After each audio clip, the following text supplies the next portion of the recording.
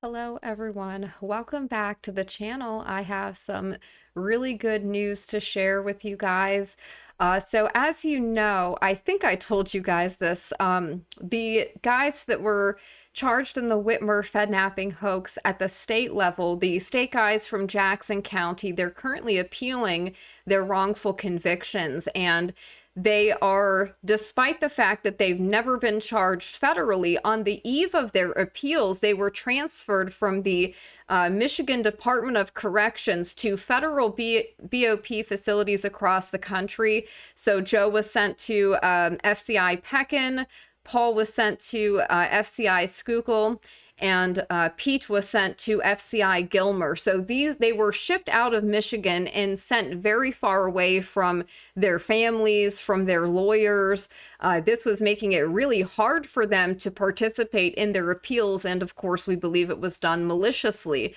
Well, as you know, their lawyers have been fighting to bring them back to Michigan for their appeals, to bring them back to Jackson County. Now, we have some good news. Joe Morrison has indeed been moved from Pekin, Illinois to Jackson County. So he's back in Michigan, and he was brought back for an evidentiary hearing. Paul Beller should have been there. Pete Musico should have been brought back as well. They have not been brought back yet. I have heard that Paul is going to be brought back to Michigan by the 9th. Now, they're supposed to be there for a hearing on the 19th that is coming up. I have not heard anything about Pete Musico yet. He seems to be, I don't know what's going on with his lawyer. Sir, if you are listening, you need to reach out to me. But I do have some good news. Now that Joe is back in Jackson County, he is able to he's able to communicate. So we are able to communicate with each other. That was something I was concerned that they were going to put him back in the hole. And I have some really cool news for you guys. I can show you what Joe looks like today. We had our first video visit in Jackson County. Now, we did experience technical difficulties. So unfortunately, you don't get to really see him for long. And the way that it works too is it uses this like facial recognition technology. So if your face isn't like up in the camera, if you turn your head to the side or something too, it doesn't recognize your face. And so the screen will go black. But I wanted to show you guys how Joe is looking. That's just to give you Can you some, hear my voice? just to give you an idea of how he's doing, how prison is treating him. You can see that he's got his beard. He's grown out the beard, which is great because, you know, that's an Orthodox thing. And of course, for people who don't know, Joe converted to Orthodox Christianity a long time ago, and he does work in the prison ministry, the Orthodox ministry. Yeah, so I can't see you. It says you're not facing the camera. But anyways, so you can see how he's looking. He needs a bit of a haircut, but he's in good spirits. It was a very good visit. Our visit was cut short though, again, because of these technical difficulties. It seems like I am unable to do the video visits on desktop. For some reason, I could only do it on my phone, and I think it has to do with the facial recognition thing, because I think on the desktop I'm sitting too far back from the camera where it's not picking up on my face enough. And when you're talking to somebody, you want them to be able to see you. But we're gonna get it figured out, don't worry, for next time. So hopefully I can actually get allow you to hear his voice, and maybe a message from him or something like that. But in any case, I just wanted you guys to be able to see him, see that he's doing okay, and see how he looks. And just to give you an update on the latest, there was one other thing I did want to comment on.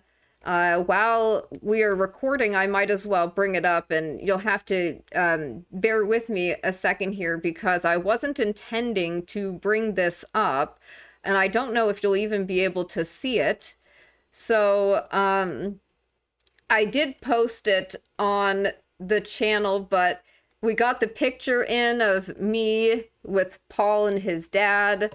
I don't know, you probably couldn't see it there, but I posted it up on the channel, so you should be able to see it there. Now, there's one other thing I wanted to talk about, and that was I did a video talking about the brief that was filed by Joe's lawyer, Mr. Ferrone. And one of the things that we talked about, or one of the things I had questions of, was about why this case, number one, is still in front of Judge Wilson, okay? And I had other issues about some things. So I'm just going to read something to you guys, and hopefully this helped me understand the process a little bit. Remember that state and federal are very different. There's different rules of procedure. So I'm just going to go ahead and give you this. The issue of legal matters that are confusing. Michigan law is the opposite of federal law on 2 points. So first of all, why are the men still in front of Judge Wilson? Why is he reviewing the appeal, so to speak, of his own rulings, right? Because that didn't make sense to us. But in an appeal from a federal criminal trial, the defendant must go directly to the appellate court. So that's Adam and Barry, right? Adam and Barry were charged federally. They are appealing at the Sixth Circuit right now. So that's how federal is, but state is different. So if the defendant feels their trial counsel was ineffective, for example, because an issue was missed, they can't go into the trial court to expand the record and preserve that issue for appeal. They actually have to wait to raise that issue later. So that's for federal. Okay, now in Michigan state trials, however, the defense can return to the trial court and they can actually expand the record. It is a great advantage the defense has in Michigan over the federal system. So for Joe Morrison's case, in fact, it is before the Michigan Court of Appeals. Eventually, it will be heard by 3 new judges outside of Jackson County. Now, that is really good to hear because I had concerns about whether or not they could get a fair trial in Jackson County. The Court of Appeals docket number is on the filing. You can type that into the Court of Appeals website and you can bring up the case. You can read it all for yourself. But before they do that, they need to expand the record before Judge Wilson. They can't expand the record after they leave the circuit court, not in an effective way, so they need to do it now. On the entrapment defense not being given to the jury, here federal defendants have the advantage over defendants charged in the state case in Michigan State Court. Under federal law, entrapment is a defense that goes to the jury, right? So the jury gets to decide if there was entrapment. That is what happened with Barry Croft and Adam Fox's trial, for example. But in Michigan, there is an old published appellate decision which held that the entrapment defense is decided by the judge and not the jury. This is a bad decision, but Judge Wilson was required to follow it. So that's something that's interesting. He apparently had to follow that law and had no other option. The argument that Paul Beller's lawyer, Mr. Ambrose, is talking about making is a change in law argument, meaning Paul's lawyer is saying, hey, this prior ruling, this prior case law and precedent that was established is inappropriate. We want to change the law in Michigan. So this is something that could affect other cases. This is super, super important, guys. They want to make a change in law argument, meaning the law needs to change. He is not going to argue that Wilson got that wrong. He is going to argue the case law that Judge Wilson had to follow was wrongly decided and that it should be overturned. Boom. What if that's God's will in all of this? What if that is part of why he's using these men and allowing innocent men to go through this situation? I feel that God uses, every time the enemy tries to do something evil or wicked, God turns that against them and uses it for good. They just end up exposing themselves more. Or in this case, we may be able to change the law in Michigan to overturn a bad decision so that it goes to a jury to decide and not a judge. This is not for a judge to decide, in my opinion. That is bad law.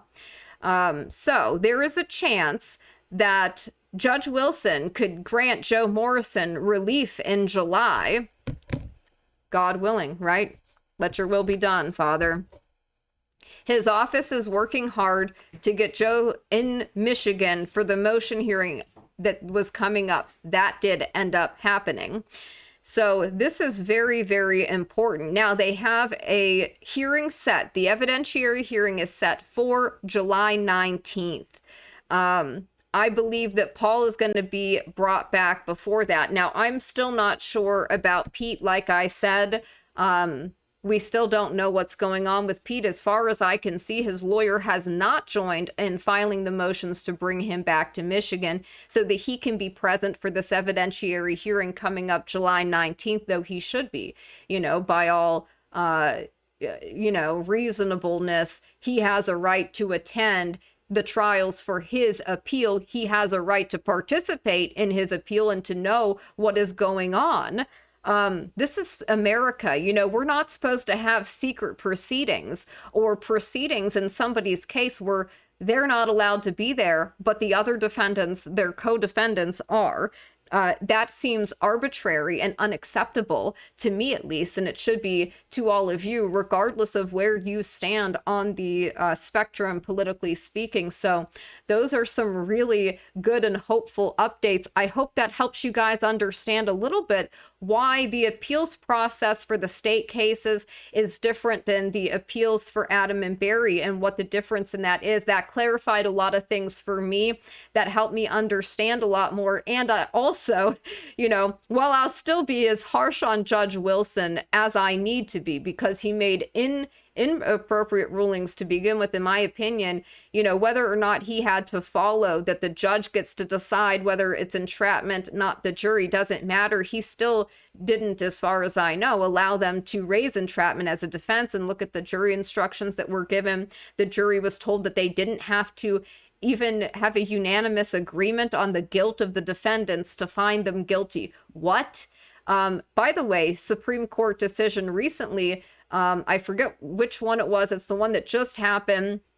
Oh, crud. What is the name of it? That's going to bother me. But of course, I'm going to look it up as soon as this video is over and I'll have it. But what it essentially means is that the Supreme Court has ruled in criminal cases, juries have to have a unanimous verdict on your guilt. So this is also something that could positively impact at least the Jackson case because of those jury instructions. So that's it for now. That's my update. I hope everybody is doing well.